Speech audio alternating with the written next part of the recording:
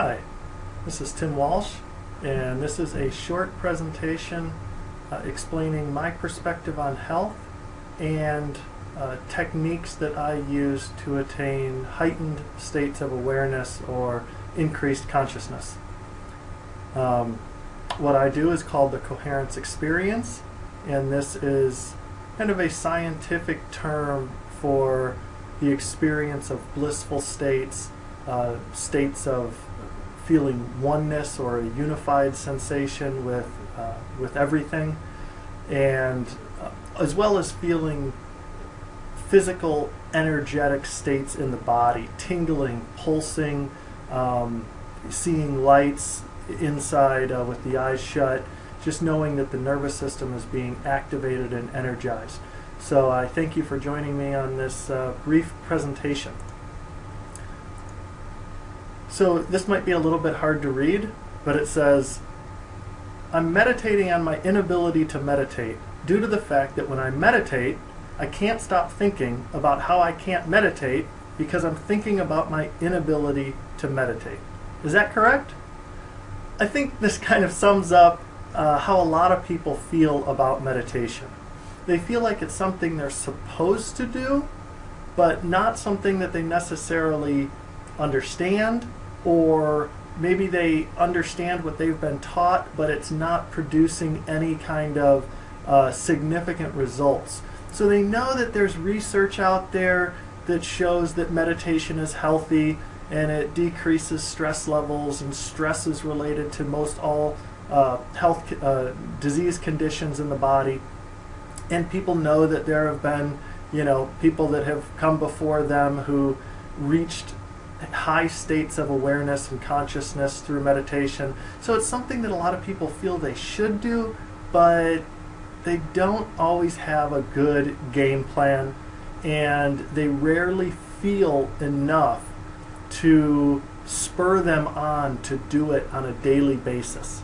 So what I teach, the Coherence Experience, I like to say that it's powered by Supreme Science Qigong, which are the techniques of Qigong and breathing exercises that I use, and proven by the Cardio Gem, which is a heart brainwave or a heart wave analyzer for looking at the relative state of the heart. The heart being the biggest creator of an energetic field around the body, is extremely important that the heart is showing high degrees of order, or what's called coherence, internal cardiac coherence. So unfortunately, a lot of people feel like this student here, where they're kind of, wrapped up in a vicious circle of, I know I'm supposed to be doing it, but I'm trying to meditate, but my mind is racing, so I'm really just thinking about the fact that I'm not supposed to be thinking, and getting into those types of scenarios, which is very common and very unfortunate. This is what we want. We want to feel this wonderful, perfect state of peace and bliss, like this little guy does here. Adorable. So this is me. I studied biology at Northern Illinois. I studied acupuncture and oriental medicine, first at the Emperor's College in Santa Monica, California, and then in Austin, Texas at the Academy of Oriental Medicine at Austin, where I also received and went through a program for medical Qigong, which is not only developing myself as far as understanding Qigong, which translates to energy work. So working on the energy of the body, working with the energy of the universe, and medical Qigong pertains to working with other people's energy. So basically the Chinese medicine version of hands-on healing and energy work. I was licensed as an acupuncturist in 2000, and then I went to the Pan Am Institute, which is a school for naturopathic medicine as well as bioenergetic medicine in the West Indies. Bioenergetic medicine was very, very big in the early 1900s and late 1800s, but it was suppressed greatly by other medical perspectives, mainly the pharmaceutical medical perspective, as it got more popular in the early 1900s. So there's a lot to learn about bioenergetic medicine. This is understanding how frequencies affect the body, how things like light and sound and electromagnetic waves and color all affect the health of the body. And understanding brain waves, understanding heart waves, understanding the energy of the body from a little different perspective. I also studied after that at the Delos Mind Body Institute, which was an institute for neurofeedback, which is looking at the brain waves and using biofeedback to alter brain waves in the body to teach people how to relax, teach people how to focus who are having difficulty focusing. And then I spent 5 years, actually the last 7 years, in integrative medicine clinics. So I've seen the Western side, I've seen the natural side. In the integrative medicine clinics, this was a wonderful opportunity to get very familiar with Western laboratory testing and treatments with not Western medicine but natural medicine when at all possible. So we used the whole realm of Western testing, but treated with natural medicine, acupuncture, nutritional supplements, lifestyle modifications, things of that nature. And then most recently, I did Functional Medicine University, which is a school for, again, using Western understanding of the body with natural treatments, and the Supreme Science Qigong Center, where I just returned from a advanced teacher training to bring really powerful tools for health improvement, self-health improvement to more people through the use of breath work and Qigong. So I look at the body, I look at health from a perspective of there being three main areas to focus on. And these areas are the lifestyle at the bottom, medical intervention, and coherence. So these might sound a little strange, but basically right now what we're dealing with is a populace that tends to have poor lifestyle behaviors. Nobody knows what coherence is or how to create it, which is basically a meditative state. And there's a tremendous amount of reliance on medicine. It's kind of a fix-me culture. Whether people are going to pharmaceutical traditional medicine, or whether they're going to acupuncture or Ayurveda or some other form of natural medicine, homeopathy, whatever it may be, there's often a perspective of, something is wrong and I'd like it to be fixed. But if we focus on the other two areas, the lifestyle and the coherence, creating very healthy states, meditative states within the body, we shrink down the need for medicine. So if lifestyle, diet, exercise, stress reduction, if those are addressed in a sufficient manner, which is very sophisticated, so there's a lot of common sense in it, but there's also a lot of very good science and kind of clinical approaches that sometimes need to be taken. And then the other piece is the coherence. And if we can create healthy meditative states within our body will function much, much better. And so my focus is on helping people with lifestyle and meditation so that the medical interventions can become less and less significant or less and less important to that person's health. Basically, I'm trying to create self-sufficiency in myself and in patients. Now, of course, it depends on how we look at health, because many people look at health, probably most people look at health as simply nothing's wrong today. I don't have a headache, I don't have a stomach ache, my back's not hurting, I'm in good health. But of course we all know that there's another level to that. There's a level of health that is so superior that it's not the norm. It's more than just the absence of disease. My search is to try to find and attain a state of health that is more sustainable, that will get us to advanced ages of 120 years or more in good health, rather than wearing the body out too early. And there's something that I was taught from Jerry Tennant that is a very important piece of the puzzle when it comes to understanding health. And this figure on the board right here is probably very foreign to 99.9% of you out there, but what it stands for is negative 22 millivolts. Your body needs voltage. Your body is like a battery, and you have to have a certain amount of charge for the body to function. If your body is measured at negative 22 millivolts, this is the cell, not the membrane potential across the cells, but each cell has an energy pool, and that pool needs to be negative 22 millivolts or more for normal functioning of the body to occur, for the cells to be healthy. If we look at this chart, the 6th column over cell voltage, we see that the green says negative 20 millivolts. That's a healthy voltage. When we start going down here, negative 15, negative 10, tired, sick, organ failure, and then you get to where you're at a zero polarity. You don't have any extra electrons. You don't have any extra energy.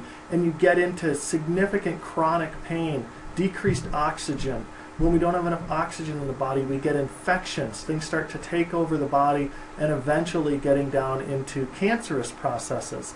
So we need to keep the voltage of the body up in order to maintain health. But how do we get these electrons? Well, it's pretty common sense. The sunshine gives us electrons. The Earth is a major reservoir of electrons. Of course, humanity is decreasing that, but nonetheless, the Earth is still a good source of voltage. Alkaline water has alkaline minerals in it that help to give you voltage. Raw food, although I don't recommend a 100% raw food diet, I do think it's a very important piece of a healthy diet, and that has voltage in it.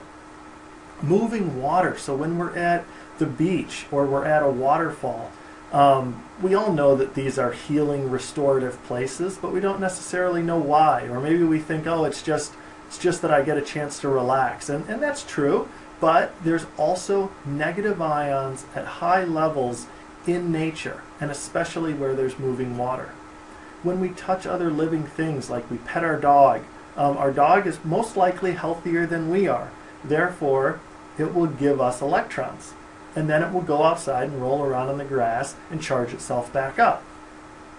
Hugs in the same manner. Acupuncture and moxibustion can actually help to transfer electrons. Moxibustion very powerfully, acupuncture less so, but acupuncture can transfer electrons from the therapist or from the environment, the air in the treatment room. Unfortunately, most treatment rooms are not all that vibrant, and therefore there's not much electrons to transfer, but moxibustion has been used for thousands of years for this purpose because it's a better way to deliver voltage into the body. And the last one being Qigong. Qigong is a way of opening up the body, increasing the conductivity excuse me, of the skin at the acupuncture points, and literally drawing more environmental or atmospheric electrons into the body. Now, of course, we also lose electrons. We lose electrons through soda and acidic water and other acidic and carbonated beverages, through processed food, through touching people who are less healthy than we are, which is unfortunate, especially for someone that works with sick people a lot. But nonetheless, we have to have ways to simply charge ourselves back up. And then moving air like wind and air conditioners and blow dryers also strip electrons from the body. Now, electrons and negative ions are synonymous for the most part. So what we see here is that negative ions do good things to the body. Positive ions do bad things to the body. People that are around polluted areas, their air is filled with positive ions. You know, no plants in the house, the AC running all the time, the heater running all the time, you probably don't have a lot of negative ions compared to the positive ions in the environment. And we see many benefits here of negative ions. Dilating blood vessels to help blood flow, increasing blood alkalinity, strengthening the bones, calming and relaxing the nerves. So all of these great things happen due to a surplus of negative ions in and around the body. But of course, many of us have heard that health is all about pH. If we just alkalize, alkaline water, alkaline foods, then we will promote a healthy state. Well, there's truth to this, but this is a very important principle. Voltage and pH are the same thing, just with different measurement scales. So pH is a measurement of voltage in a solution. So if you measure the voltage of coconut water, you'll get a slightly alkaline substance. But if you measure the pH of Diet Coke, you will get an acid, which means that it's an electron stealer. And the coconut water would be an electron donor. So voltage and pH are actually the same thing. And here's a nice representation of that. 7 is a neutral pH, so there's 0 voltage, 0 millivolts. Alkaline of 14 would have negative 400 millivolts. Now, negative may sound bad, but in this case, a negative voltage is a good thing. It means that there's a surplus of charge. Over on the other side, a 0 pH is acidic, and that is a positive 400, which means that it steals electrons. So that should give you an idea of how pH and voltage are actually the same thing. There's one more piece though. Voltage and pH are interrelated, but so is oxygen. The more alkaline the body and the more sufficient our voltage, the more oxygen we can store in our body. And oxygen is, of course, extremely important for life because it does not allow cancer growth in high oxygen environments, and it kills pathogens. So the more alkaline we are, the more voltage we have, the more oxygen we can hold in our tissues and in our blood. Now, the other side of this is that the more we breathe and the more we flood our body with oxygen, the more we alkalize our pH and increase our voltage. So now you might start to understand, if you watch some of my other videos, why the warrior's breath is such a powerful tool, because we saturate the body with oxygen and we increase the voltage and alkalize the pH. Let's look at the scale one more time with respect to oxygen. At the top, under cell pH, we see viruses, bacteria, fungus, and cancer cells die if the pH is high enough. So as we attempt to increase our voltage and increase our pH, we can start to rid the body of pathogens and cancer cells. And symptoms of healing are what's felt instead of symptoms of disease. Now, sometimes we do go through what's called a healing crisis or a Herxheimer reaction, and sometimes that phrase is overused and is used as kind of a scapegoat for a cleanse that might make someone feel bad, or a remedy that might kill off bacteria or fungus and have someone have a die-off reaction. But it is true that as we get healthier and we replace cells and we kill off pathogens and cancer cells, we can feel symptoms of healing, which is on the right-hand side here, dull headaches, and there's more to it than that, but basically it can be a good thing because we're healing. So I mentioned the breath and the warrior's breath. Here are a couple other quotes from people who basically are thinking along the same lines. If you want to conquer the anxiety of life, live in the moment, live in the breath. Now we know that when people are anxious, they don't breathe well. They breathe shallow, they breathe very shallowly up in the chest, and they don't flood the lungs with oxygen and therefore flood the body with oxygen. So we want to pay attention to the breath and use the breath as a tool to basically, like it says, conquer the anxiety of life, to de-stress us in this stressful world. Breath is the bridge which connects life to consciousness. This is a big statement. So basically, Thich Nhat Hanh is saying that through the breath, we can connect to states of consciousness. And I've experienced this, and hopefully you have, or you will too. The breath can be used as a very powerful tool to open up our kind of the human being as an antenna and tune in to more subtle realms and more high energy realms, and basically shift our awareness, our perspective, and our consciousness.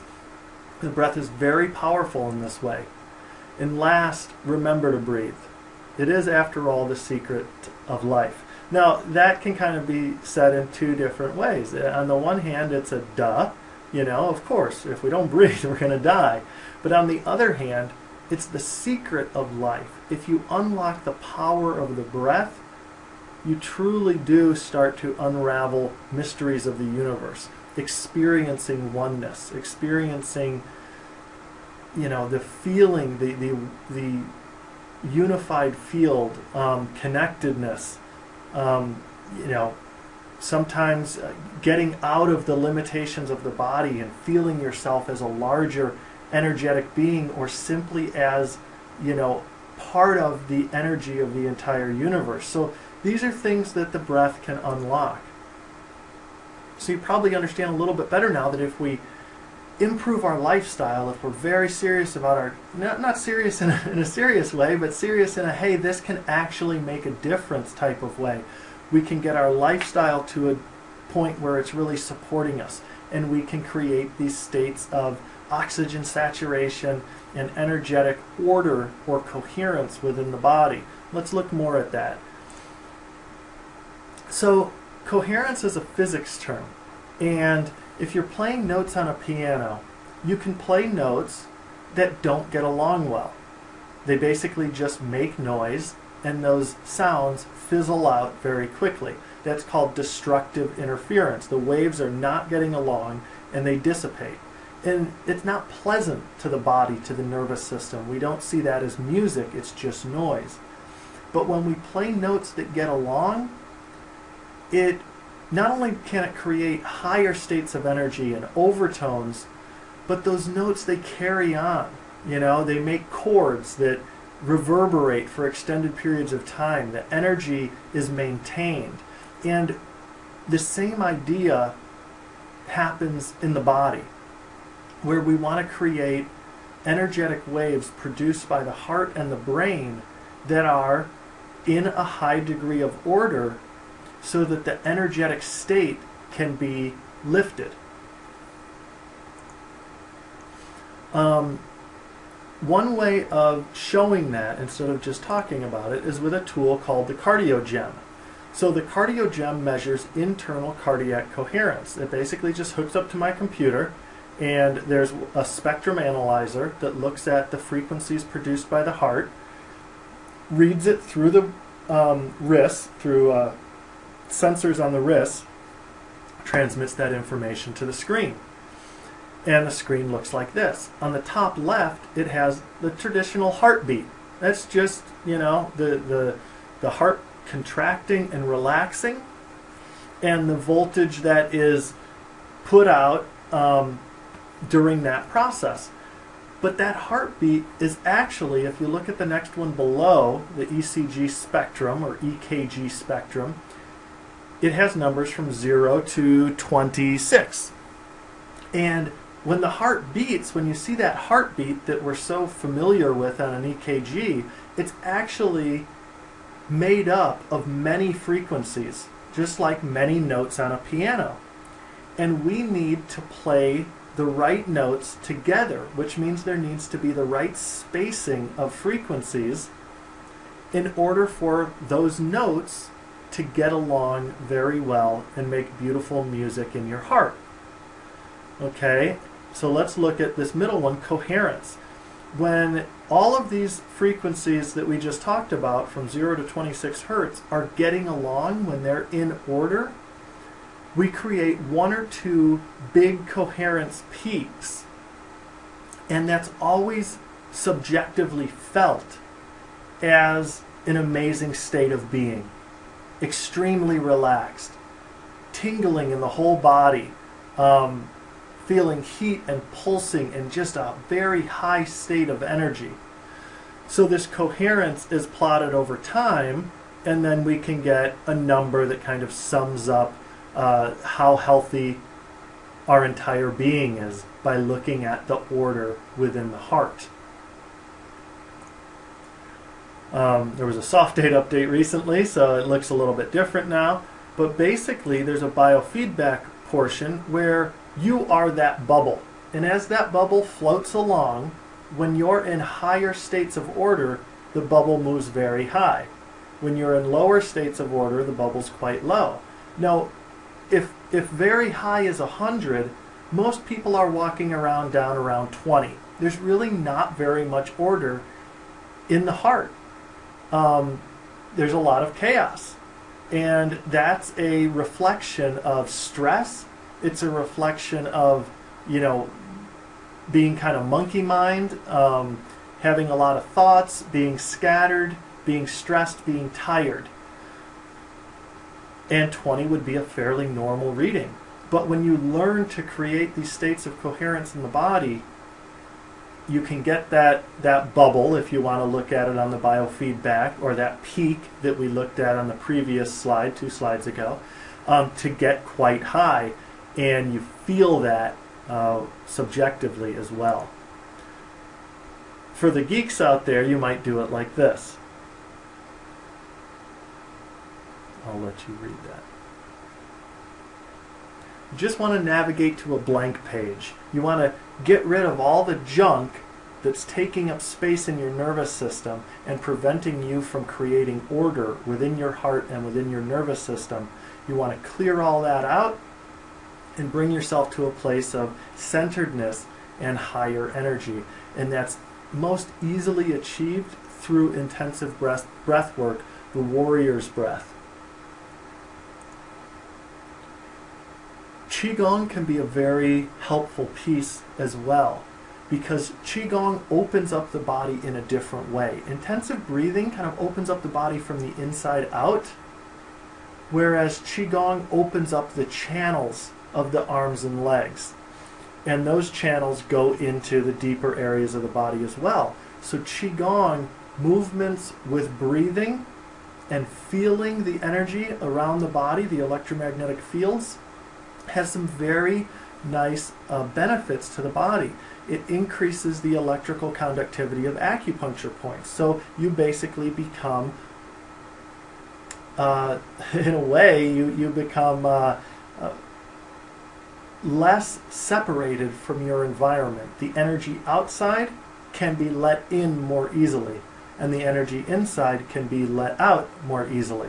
So it's kind of an energetic detox and an energetic tonification that happens through Qigong. Also, the brain waves are altered. So the brain waves are basically ways of looking at the brain from the state of deep sleep all the way up to the state of thinking and problem solving and stress. And all of those different brain waves, there's basically 5 major brain waves, should be in proportion to each other, should be in balance. And Qigong has been proven to help the balance and the order of brain waves including producing a sixth brainwave called gamma that is experienced or is produced in states of compassion, peace, and high meditative states. And lastly, although Qigong has many, many benefits, the last one I'll share is that it increases endorphin levels and DHEA release in the body. So basically this is a hormonal release that helps the body handle stress and slow the aging process and decrease pain. Qigong and breathwork together is what I call the coherence experience, or it produces the coherence experience, this state of very high order within the waves of the body, within the energy of the body. And when we experience this coherence, we are accessing universal energy. Like I said, we're kind of dissolving our boundary between the outside, and we are more easily able to dissolve ourself and kind of become one. It also helps the health of the body at the physiological level, like I shared, and helps us to feel more connected. And this is very important because we have a world in which people are, taking advantage of each other. We're a law-heavy society, partially because there's plenty of people that, are interested in breaking laws. And that's basically a breakdown of the experience of oneness. And we can help to regain that through creating these coherent states within ourselves. I hope you found this interesting and informative, and I hope you'll join me in some of the meditative exercises, whether in person or via the videos. Thank you very much. Bye-bye.